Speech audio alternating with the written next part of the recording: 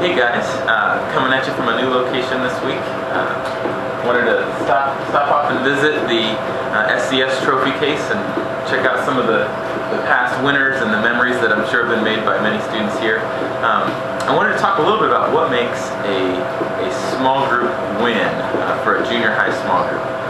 Because it's easy for us to get frustrated with the group of 6th grade boys that won't quit picking their nose or throwing the garbage can all night, or not know what to do with your group of 7th grade girls that just won't stop talking and can't get on task. And sometimes you have those nights where you might get through 2 questions and you feel like it's an utter failure. You didn't make it through the lesson. You didn't get into an in-depth discussion of deep theological issues. And it sometimes just doesn't feel like you're being successful at all, and it's easy to get discouraged. But I wanted to remind you of, or maybe just sometimes I need a reminder, that in junior high, it's not, you don't judge success the same way you do with adults, or even with high school students.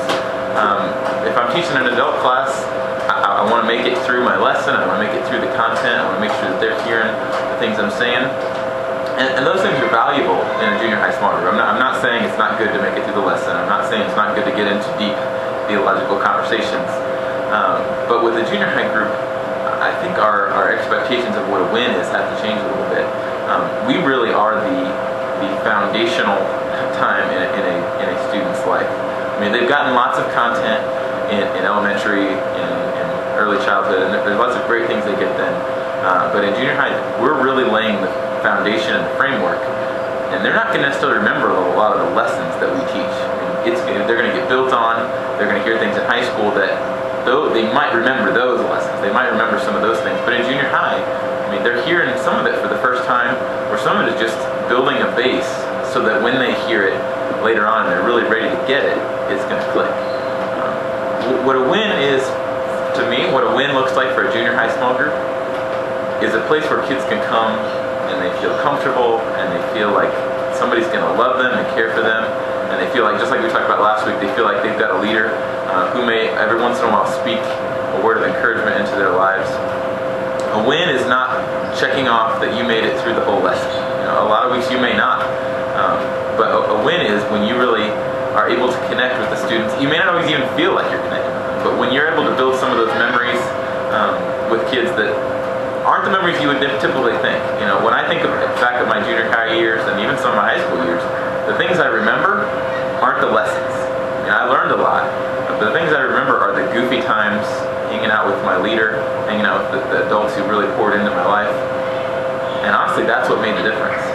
I could have had great lessons, but if it just came from random people talking, I don't know that it really would hit home. It was the relationships that made the difference for me.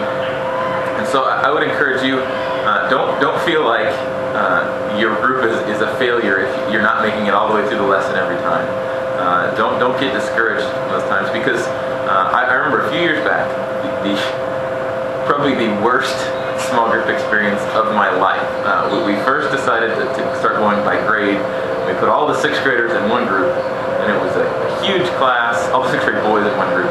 And I decided, I'll take them because I want to get to know them. And it was like I went home every night discouraged, thinking, what in the world are we doing? I mean, I'm paid to this. I'm the expert, and this group is driving me crazy. Like every night, it seemed like half the time was spent. This is what group is about. We gotta step it up. And I felt like it was a failure a lot. And I had to remind myself of this, that it is more about the relationships and the foundation that's being built of making church a safe place. And just this past week, a kid came up to me, and over the last couple months, I've had a chance to interact with a kid who's now in high school who was in that group, and he was one of the squirreliest ones in there. And to see the way he's matured, and to see what he thinks about church, and how excited he is about church, and I mean, I guarantee you he doesn't remember a single lesson that we taught in junior high small groups, but that relationship is there. And even now he's in high school, he'll come back and talk to me and share things with me. And so don't judge one night based on if you make it through the lesson, or if you get into a deep conversation. Our goal of small groups is to spark spiritual conversations, and that may not be in your whole group. That may be after group, with one kid. I mean, you may have a miserable discussion time. It may be all about, who's dating who, and that's not the goal, obviously, but sometimes that's going to happen.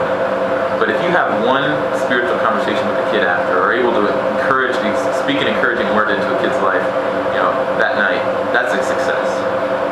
That's something that's going to stay with them a lot longer than any lesson, and making it through all the questions is ever going to be. So, if you ever feeling discouraged that your group is not that, they're making it through everything, and you're checking everything off, and everything's clicking, that's a lot of times that's not a junior high group. That's not what group is going to look like. It's going to look messy. It's going to be kids picking their nose and throwing the garbage can. We can try to guide them a little bit more, but don't feel like a win